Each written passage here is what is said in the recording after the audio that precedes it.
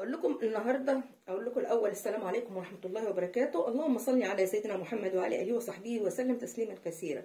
مش هطول عليكم في المقدمه النهارده عشان دوت يعتبر فيديو انا قدمته قبل كده اللي هو تفسير البيض. بالنسبه لتفسير البيض جات لي رؤيه من واحده فبتقول لي قولي لي معنى الحلم ده. قولي لي يا حبيبتي ايه الحلم ده؟ قالت لي ان انا دخلت مكان شقه على الطوب، يعني لا متبلطه ولا هي مدهونه، بل بالعكس هو على الطوب، يعني على المسلح الارضيه والحيطان كلها طوب.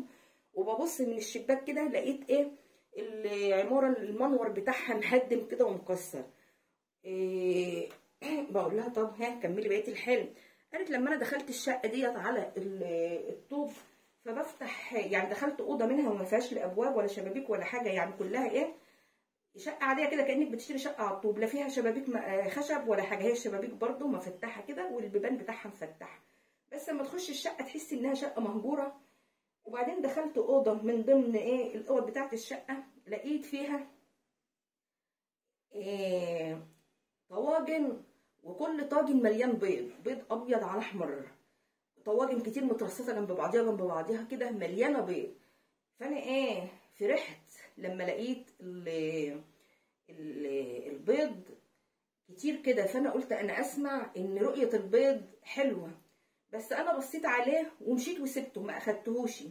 حتى في كتكوت، يعني في بيضتين اتنين وقعوا من طاجن من اللي هم فيه البيض، فطلع من البيضتين دول كتكوتين اتنين، كتكوت حلو وماشي حلو كده وجري، جيت اجري وراه ما عرفتش اخده، وكتكوت تاني اعرج. قلت طب اعرج ده اللي هعرف امسكه، ده بيعرج برضه، ما لحقتوش وما عرفتش امسكه وما عرفتش اخده وما امتلكتوش.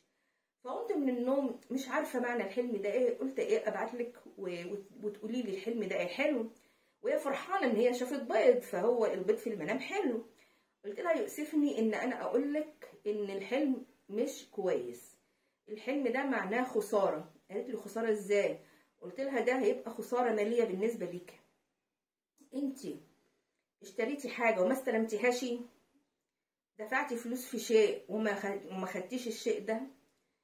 عندك مثلا حد مستنيه ان انتي تورثيه وما اخدتيش ورثك منه. عندك حد مريض ولسه لا ربنا بيشفيه ولا هو بيموت، طبعا كل شيء بيد الله، بس انا بسألها يعني. قالت لي لا احنا بس اشترينا شقة وبندفع الاقساط بتاعها وما ما امتلكناش الشقة دي، يعني لسه مش هنمتلكها الا لما نخلص الاقساط بتاعها. قلت لها يبقى انت مش هتمتلك الشقة دي. قالت لي ازاي ومش ازاي؟ قلت لها هو عمارة جديدة، في دخلت الشقة برضو على الطوبة وما فيهاش لسه لا شبابيك ولا حاجة اتركبت، وبتبص من المنور لقيتي يعني العمارة متهدمة من عند المنور. يبقى البيت ده مش هيكتمل ومش هتاخدي شقتك. لا ازاي؟ ما تقوليش ده احنا سائلين والمقاول شاطئ يعني كويس وسمعته حلوه واللي.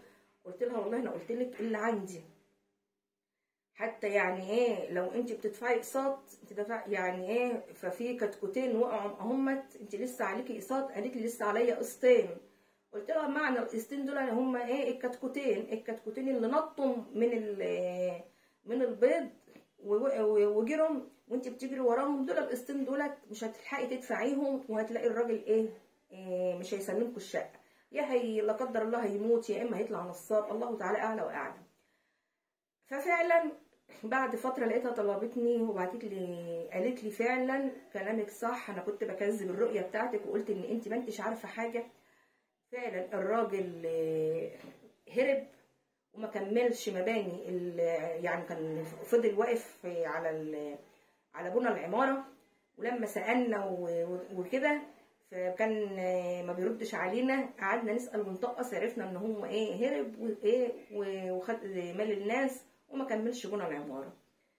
قلت لها انا مش عارفه والله، يعني هي اللي يؤسفني ان انا كنت اقول لك كده، بس كان لازم ان انا يعني اقول لك، انت بتساليني على ان انا افسر لك حلم وفسرته لك، فطبعا الحذر ما بيمنعش قدر. فعلا هي كانت سائله على الراجل وقالت ان هو كويس وان هو سمعته حلوه وكده، بس جه بقى مع الغلا، الحديد مش عارفه علا، الاسمنت علا، مش عارفه ايه علا، فطبعا هيجيب منين فلوس؟ الفلوس مش هتكفي، فهيعمل ايه؟ راح طفشان. فربنا يا رب يكفينا ويكفيكم شر فواجع الاقدار. ودايما البيض زي ما قلت لكم الرؤى بتاعته فيها وفيها. اي رؤيه على فكره هنقول الرؤيه دي فيها خير، بس لما تشوفي تفاصيلها بتعرفي ان كانت خير ولا شر.